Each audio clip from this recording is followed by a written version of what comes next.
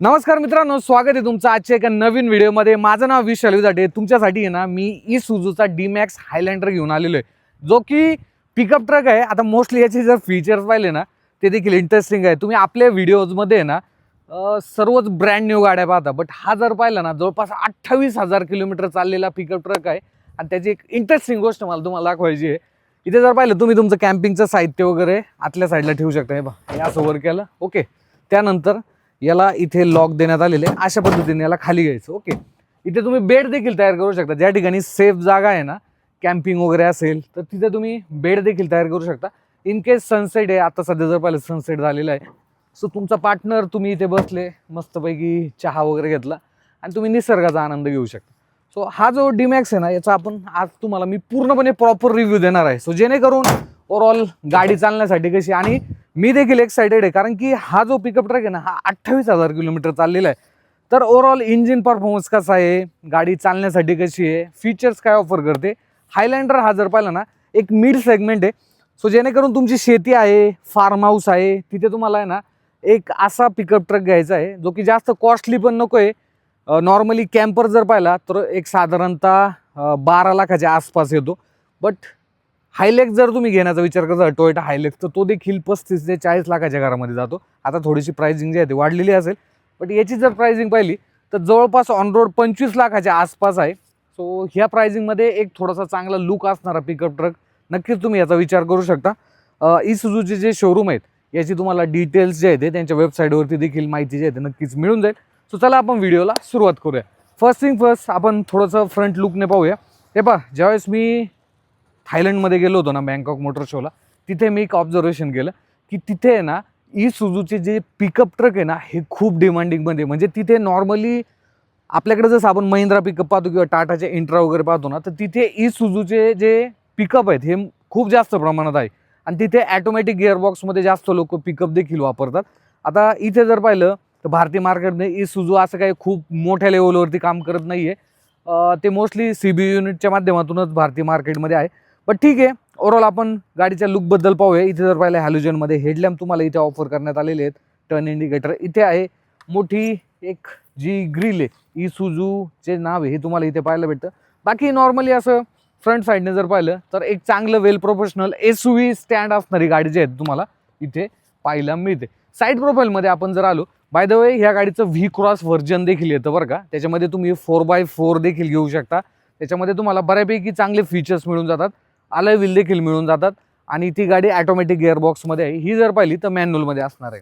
Side प्रोफाईलमध्ये तुम्हाला MRFचे जे टायर आहेत ते इथे ऑफर करण्यात आलेले आहेत। 245/70R16चा जो टायर प्रोफाईल आहे हा तुम्हाला इथे मिळून जातो। प्रोफाईल मोठा आहे, सोबतच इथे तुम्ही 5 जे व्यक्ती हे बसू शकता। सो इथे 2 जे डोअर आहेत ते देण्यात आले आहेत। हायलँडरची जी बॅजिंग आहे तुम्ही इथे पाहू शकता। हा जो एरिया आहे इथे तुम्ही साहित्य ठेवू शकता। जे लोडेड कॅपॅसिटी आहे ती 225 किलो जे आहे ती इथे देण्यात आलेली आहे।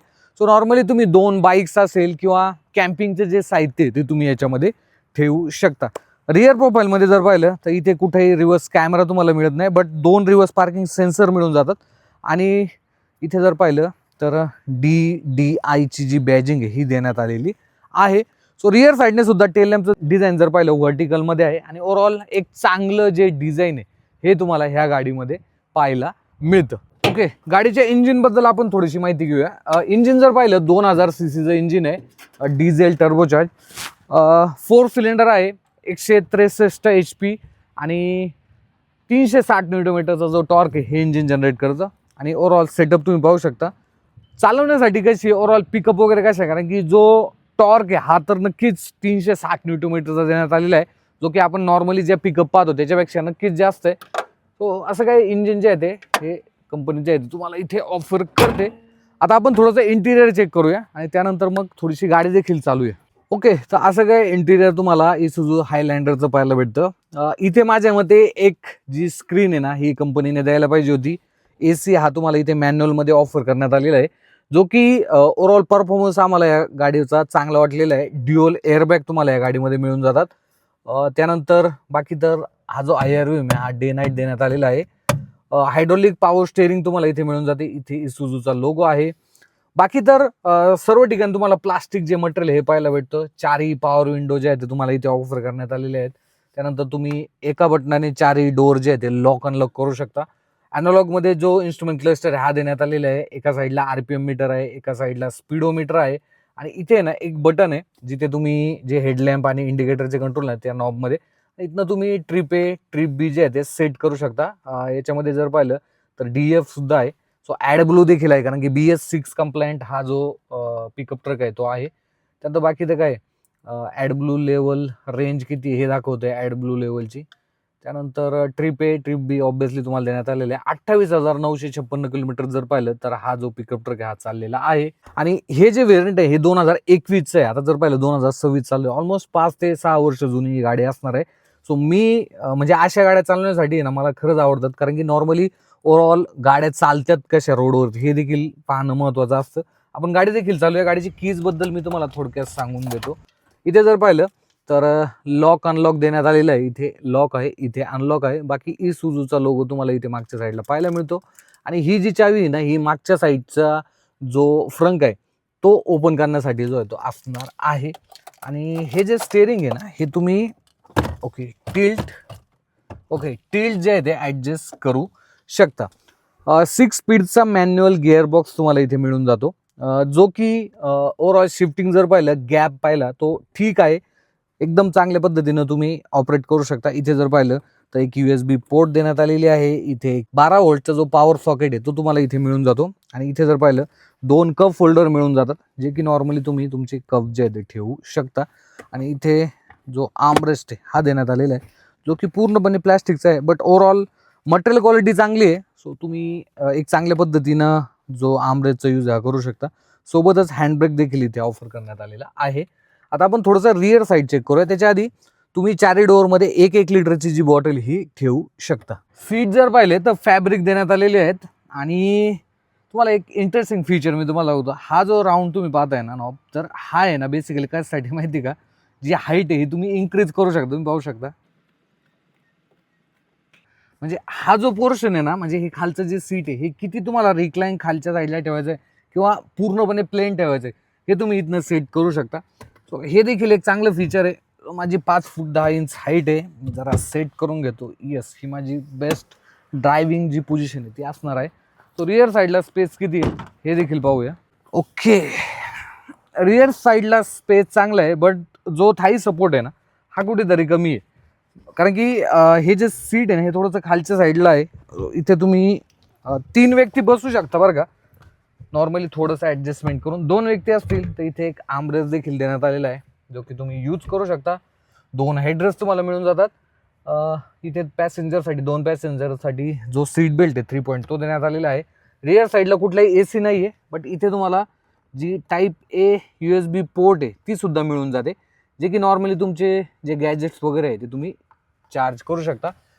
टाईप C पोर्ट नाही. माझ्या मते नेक्स्ट अपडेटमध्ये इसुझूने या गाडीमध्ये जे टाईप C पोर्ट आहे ते द्यायला पाहिजे. सो असं काय आहे फीचर. आता आपण थोडीशी गाडी चालूया आणि गाडी चालवण्यामध्ये कशी आहे हे देखील पाहूया. ओके तर मित्रांनो आता आपण थोडीशी गाडी चालूया. तशी जर पाहिलं तर ही गाडी 2021ची आहे बरं का. असं काही AC देण्याचं 6 स्पीडचा जो गिअरबॉक्स आहे हा या गाडीमध्ये देण्यात आलेला आहे. बट जो गिअरचा जो गॅप आहे ना तो छोटा आहे बरं का. म्हणजे नॉर्मल काय होतं फर्स्ट गिअर टाकायचं आणि कधी कधी एखादा रिव्हर्स गिअर पण टाकू शकतो. आता माझ्याकडून रिव्हर्स गिअर टाकला होता. ओके हा टाकलेला आहे फर्स्ट गिअर. इंजिनचा आवाज हा तुम्हाला आतमध्ये जाणवतो बरं का. म्हणजे तो एक फीलसुद्धा आहे इंजिनचा आतमध्ये आवाज येण्याचा. नाही भाई खरी मजा ही गाडीची ह्या अशा रोडवरती. हा 2 व्हील ड्राईव्हमध्ये आहे बट ठीक आहे. म्हणजे ओव्हरऑल तुम्ही चांगल्या पद्धतीनं अशा खराब रोडवरती सुद्धा ही गाडी चालू शकता. आणि RPM आहे ना हे गाडीचं नॉर्मल म्हणजे तुम्ही कुठलीही ॲक्सेलेरेशन न देता एक 700 ते 800 RPM गाडीचं राहतं. सो तिथे देखील तो जो टॉर्क आहे ना तो तुम्हाला चांगल्या पद्धतीनं गाडीमध्ये मिळतो बरं का. There is no doubt. आणि सस्पेन्शन क्वालिटीबद्दल विचार केला तर लॅदर ऑन फ्रेम चासीवरती आहे. सो डेडिकेटेड चासी तुम्हाला या गाडीमध्ये मिळून जाते. सो खराब रोडवरती जी कॅपॅसिटी आहे म्हणजे ओव्हरऑल ज्या कॅपॅबिलिटीज आहे गाडीच्या त्या चांगल्या पद्धतीनं होऊन जातात. आणि तुम्ही अशा खराब रोडवरती सुद्धा गाडी जी आहे ते चालू शकता. आणि नॉर्मली शेतात वगैरे समजा तुम्हाला चालवायचे असेल तर तिथे देखील चालू शकता. बट खूप जास्त हार्श तुम्ही विचार करतात की आपल्याला नाही का ऑफ रोडिंग वगैरे करायची, तर तिथे गाडी नाही करू शकत. कारण की ही गाडी जर पाहिली तर ती असणार आहे 2 व्हील ड्राईव्हमध्ये. म्हणजे रिअर व्हील ड्राईव्हला जर पाहिलं तर इंजिनची पूर्णपणे पॉवर जाते. ह्या गाडीचं एक V-Cross व्हर्जन देखील येतं, ते 4x4 मध्ये येतं, ते मी आधी तुम्हाला सांगितलेलं आहे. सो इथे स्टार्टिंगचा जो टॉर्क आहे तो चांगला आहे. आणि नॉर्मली तुम्ही ओके 4था गिअर आहे हा. बाकी तर काय ओव्हरऑल इन्स्ट्रुमेंट क्लस्टर रीड करण्यासाठी एकदम परफेक्ट आहे. There is no doubt analog आहे. पर्सनली मला ॲनालॉग जे स्पीडोमीटर आहे ना ते आवडतात. आत्ता सध्याच्या ज्या फॅन्सी ज्या स्क्रीन्स आलेल्या आहेत त्याच्यापेक्षा हे कधी पण बेटर राहतात. एकदा आपण टर्न घेऊया. बाय द वे तुम्ही स्लो ट्रॅफिकला जरी असेल ना तरी सेकंड गिअरवरती गाडी चालते बरं का. म्हणजे एवढा इंजिन चांगला आहे. इंजिनचा आवाज आतमध्ये येतो त्याच्याबद्दल काहीच डाऊट नाही, कारण की इंजिन मोठं आहे, थोडासा टॉर्क देखील जास्त आहे गाडीचा. सो तो तुम्हाला फील होतो गाडीमध्ये. बाकी जर पाहिलं ग्रॅब हँडल पकडण्यासाठी देण्यात आले. नॉर्मली आपल्याकडे आहे ना जे ब्रँड आहे ते ग्रॅब हँडल जे देतात ते ड्रायव्हर साईडला देत नाही बरं का. आय नो व्हाय, को ड्रायव्हर साईडला देतात, बट इथे इसुझूने ते चांगल्या पद्धतीनं दिलेले आहेत. तेव्हा आता समजा मी स्टॉप अँड थोडंसं एकदम कमी 10च्याच खालीच आपलं जे स्पीड आहे तरी देखील सेकंड गिअरमध्ये आहे गाडी, तिथे देखील चांगल्या पद्धतीने जे आहे ते गाडी चालती आहे. There is no doubt. Fuel इकॉनॉमीबद्दल जर विचार केला ते पहा तुम्ही एक अराऊंड 10-12चं मायलेज या गाडीकडून घेऊ शकता. खूप चांगल्या पद्धतीनं चालवली तर थोडंसं जास्त देखील घेऊ शकता. मायलेजबद्दल मी होतं लॉंग रूटला समजा लॉंग हायवेला वगैरे तुम्ही घेऊन गेले तर थोडंसं जास्त देखील मायलेज जे आहे ते ह्या गाडीकडून तुम्ही घेऊ शकता. मी एक मिस करतो की क्रूज कंट्रोल किंवा स्टेअरिंग माउंटेड कंट्रोल ते गाडीमध्ये असायला पाहिजे होते. आणि स्क्रीनसुद्धा असायला पाहिजे, रिअर कॅमेरा वगैरे जातं. कारण की जर पाहिलं ऑलमोस्ट तुम्ही 25.5 ते 25 लाख रुपये सध्या जर पाहिलं जानेवारी 2024मध्ये या गाडीची किंमत आहे. सो तेवढ्या प्राइसिंगमध्ये जर पाहिलं तर मग ठीक आहे, पिकअप तसे पण भारतामध्ये एवढा काही ट्रेंड नाही आहे या गाड्यांचा, बट तरी देखील जे लोक घेतात आहे ना तर मग ते आफ्टर मार्केटला काही स्क्रीन वगैरे ऑब्विसली ते बसून घेणार आहे. बट तसे फीचर्स कंपन्यांनी द्यायला पाहिजे. आणि इसुझूला माझी एक विनंती आहे की तुम्ही भाई भारतामध्ये आहे ना तुमचं प्रोडक्शन वाढवा, एक मोठा प्लॅन टाकून द्या आणि चांगल्या पद्धतीनं पिकअप लॉन्च करा. तुम्हाला इथे चांगल्या पद्धतीनं जे मार्केट आहे ते कॅप्चर करता येईल तेवढ्या ऑपॉर्च्युनिटीज आहेत आपल्या भारतीय मार्केटमध्ये पिकअपमध्ये बरं का. जसं की महिंद्रा टाटा पाहतोय आपण, महिंद्रा मोठ्या पिकअपमध्ये आहे, टाटा इंट्रा सिरीजमध्ये खूप चांगल्या पद्धतीनं काम करत आहे. आता ह्या ज्या गाड्या आहेत ना हायलँडर असेल किंवा V-Cross असेल, हे खूप हौशी लोक घेतात. खूप लिमिटेड हा क्राऊड आहे. त्यामुळे जास्त जर तुम्हाला सेल करायचं असेल इंडियन मार्केटमध्ये, जास्त चांगल्या पद्धतीनं तुम्हाला नफा कमवायचा असेल ना तर मग ह्या गाड्या लॉन्च करण्यापेक्षा बजेटमध्ये गाड्या लॉन्च करा आणि चांगल्या पद्धतीनं तुम्ही नफा देखील कमवू शकता. हायवे स्टेबिलिटीबद्दल जर विचार केला तर स्टेबिलिटी गाडीची चांगली आहे. ओव्हरऑल बॉडी रोल गाडीमध्ये आहे बरं का, बट तो तुम्हाला असं जास्त जर तुम्ही एकदम प्रॉपर वेने पुढं चालवत असाल ना तर जास्त काही जाणवत नाही. हायड्रॉलिक स्टेअरिंग असल्यामुळं तुम्हाला तो जो कॉन्फिडन्स आहे ही गाडी नक्कीच देते. अशा खराब रोडवरती गाडी चालवण्याची जी मजा आहे ना ती पण काही वेगळीच आहे.